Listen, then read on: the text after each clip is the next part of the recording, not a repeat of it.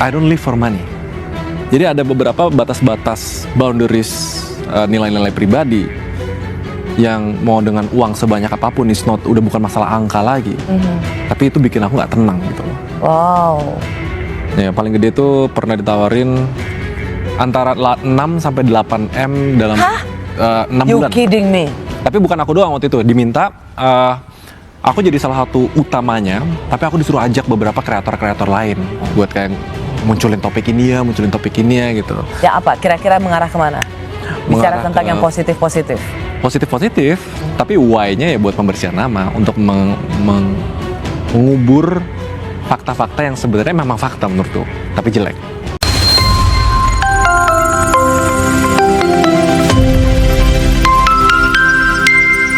Bismillahirrahmanirrahim. Assalamualaikum warahmatullahi wabarakatuh. Sahabat Iden Project yang dirahmati Allah SWT. Kita angkat sebuah berita di Detik Finance dengan judul mengintip besaran gaji buzzer di Indonesia. Orang atau sekumpulan orang yang dibayar jasanya untuk mempromosikan, mengkampanyekan atau menyuarakan sesuatu biasanya dikenal dengan buzzer. Keberadaannya ternyata bukan hanya omong kosong belaka. Riset The Global Disinformation Order 2019, Global Inventory of Organized Social Media Manipulation yang dilakukan University of Oxford pada 2019 menyatakan Indonesia menjadi salah satu negara di dunia yang menggunakan jasa buzzer. Buzzer kerap disinggung berkaitan dengan politik, dan dari riset itu tidak dipungkiri buzzer dengan politik begitu melekat. Bayaran yang diterima pada buzzer jumlahnya beragam dan sifatnya tidak permanen. Mereka yang memakai jasa buzzer harus berani merogoh kocek sebesar 1-50 juta. Sebelumnya Detik.com pernah mewawancarai seorang buzzer. Berdasarkan wawancara tersebut diketahui dia pernah terlibat dalam giring-menggiring opini.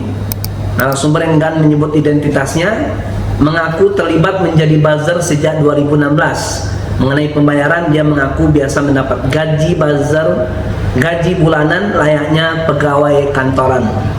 Lalu berapa besar bayaran sekelas Raymond Chin ya untuk menjadi buzzer?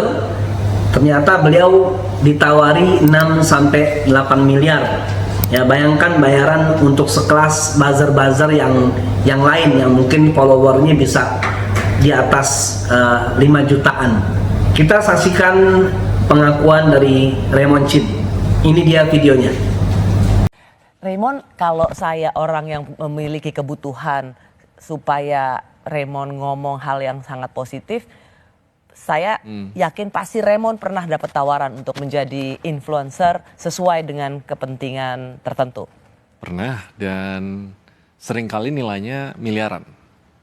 Tapi itu di Seberapa besar range-nya lah? Paling murah itu misalnya dia viral, ada kasus yang ngejelekin gitu loh. Terus tiba-tiba manajerku terima brief. Oke nih 300 sampai 500 juta setidaknya di Instagram, YouTube sama TikTok, tolong keluarin fakta ini ya dan lain-lain ya. Tapi angle benang merahnya tuh selalu karena ternyata mereka ngelihat walaupun Raymond itu sering kritik dan tanda kutip menjelekkan, I always talk facts. Jadi itu Always talk what? fakta. Oh, facts. Fakta. Selalu disediakan data dan fakta. Walaupun opini itu tetap harus disampaikan dengan ya angle yang menurut aku sesuai dengan nilai-nilaiku. Tapi almost all konten selama 4 tahun aku bikin konten. Dan waktu itu sempat menang award juga.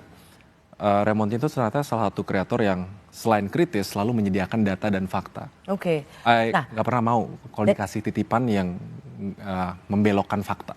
Gak mau, kalau bisa ditawaran 1M, 2M gitu, masa gak mau? Enggak. Hari gini Raymond. Iya udah seret ya padahal ya orang-orang di lebaran ya. Tapi ya balik lagi ke sebenarnya segmen pertama yang kita bahas tahu. Nilai-nilai spiritual itu. Kayak I don't live for money.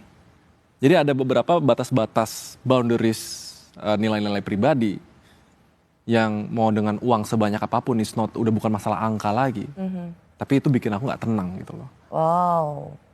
Ya paling gede tuh pernah ditawarin antara 6 sampai 8 M dalam 6 You bulan. kidding me? Tapi bukan aku doang waktu itu, diminta aku jadi salah satu utamanya, tapi aku disuruh ajak beberapa kreator-kreator lain buat kayak munculin topik ini ya gitu. Ya apa? Kira-kira mengarah kemana?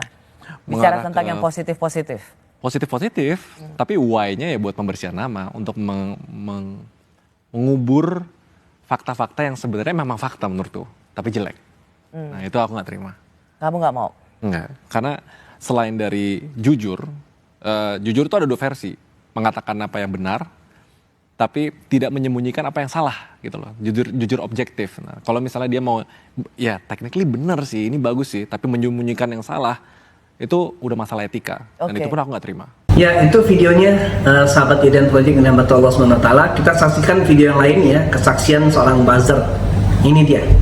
Kalau lagi buka sosmed terus lo ngeliat nih ada orang-orang yang belain tokoh politik cuman pakai akun bodong, dan terkadang lu cek followingnya 1, followersnya 0. Nah itu buzzer namanya. Nah kira-kira buzzer ini kenapa banyak? Karena ada duit, jangan dikira gratis. Biasanya tuh ya buzzer-buzzer ini bakal rame kalau deket-deket tahun politik. Nah kebetulan gue punya teman gue ini tahun 2019 jadi buzzer. Kita wawancara, kira-kira apa benefit menjadi buzzer? Buzzer itu sekitaran bulan Maret sampai April 2019. Waktu itu lagi nyari dan butuh kerjaan. Cuman waktu itu job list-nya itu sebagai admin sosial media kalau nggak salah. Nah ketika ambil interview barulah saya tahu kalau kerjanya itu buzzer ternyata. Job list-nya waktu itu saya bertugas untuk menjadikan sosial media pribadi saya sebagai media buzzernya. Jadi waktu itu kita nggak pakai akun palsu atau ternak akun. Alasannya mungkin biar lebih organik lah ya. Walaupun akhirnya banyak juga yang pakai akun baru termasuk saya gitu. Karena ya kontrolnya kurang ketat. Jadi sistem kerjanya setiap hari kita dikasih task serta bahan bacaan yang nantinya akan kita upload di media sosial kita. Terus caption dan opini yang dibuat itu sesuai gaya masing-masing. Jadi nggak ada template kecuali hashtag yang dipakai. Personal yang didapat itu 1,8 kisarannya sampai 2 juta per minggu. Itu sudah dapat makan setiap harinya. Plus tambahan bonus itu 500.000 sampai 1 juta kalau engagement dari postingan kita bagus. Dan ini biasanya diumumin per minggunya. Ide kita sendiri pengalaman enggak, karena kita pakai akun pribadi awalnya. Jadi teman-teman sosial media kita yang follow kita tuh sempat terganggu sama postingan bonus kita. Ya pantas aja demen, duitnya lumayan. Duitnya lumayan, kerjaannya gampang. Cuman dosa. Lo pikir black campaign ke orang halal duitnya, hah? Tapi ya ini kerjaan itu nggak bisa oprek. Pastilah dia close track nih. Ke teman, pasti nggak mungkin tiba-tiba ada oprek menjadi buzzer, nggak mungkin tuh. Ya demikian sahabat Eden Project yang dirahmati Allah SWT.